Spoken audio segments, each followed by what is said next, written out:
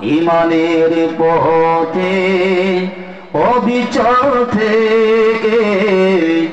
আমার মরণ যেন হয় তোমার কাছে মিনতি আমার তোমার কাছে মিনতি আমার মহামহিম দয়াময় ইমানের পথে অবিচল থেকে আমার মরণ যেন হয় ইমানের পথে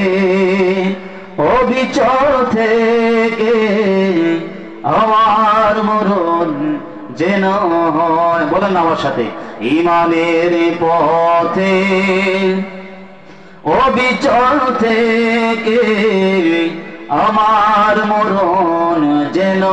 হয় তোমার কাছে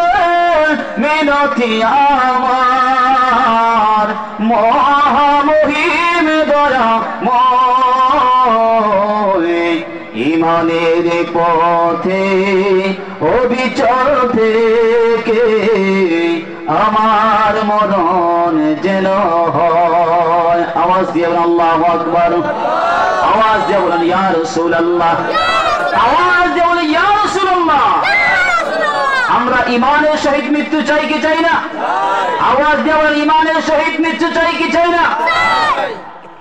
তাহলে ইমানের সহিত যদি মৃত্যু হতে চায় নাম্বার 1 বলে দিয়ে যাচ্ছি মনে রাখবেন নাম্বার কি 1 ঈমান আকীদা ঠিক করতে হবে 2 নম্বর আমল 2 নম্বর কি আমল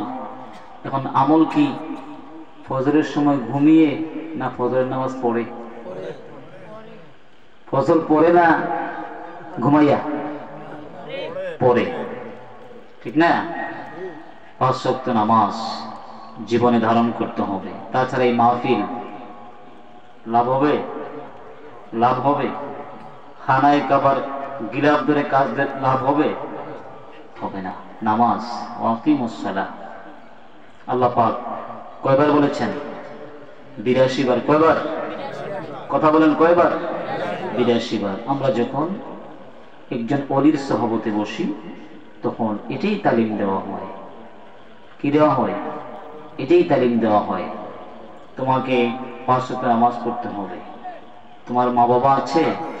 আছে কি করতে হবে খেদমত করতে হবে হক্কানি পীর এটাই তালিম দেয় এটাই সবক দেয় সবক বক্তব্য আমরা সবক নেই না সবক দেয় সেজন্য আউলিয়া কেরাম সত্য হ্যাঁ হক্কানি দরবারগুলা সত্য ঠিক না বেঠিক কথা বলেন সেজন্য হক্কানি দরবারে যখন যাবেন তখন তাদের কাছ থেকে কিছু আনতে পারবেন ঠিক না বেঠিক আমার বাবারা এই যে আমার ভাই আমাকে বলেছে আউলিয়া কেরামদের শান নিয়ে কথা বলবেন কতজন ওলির কথা বলবো আমরা আল্লাহর ওলি নিজামউদ্দিন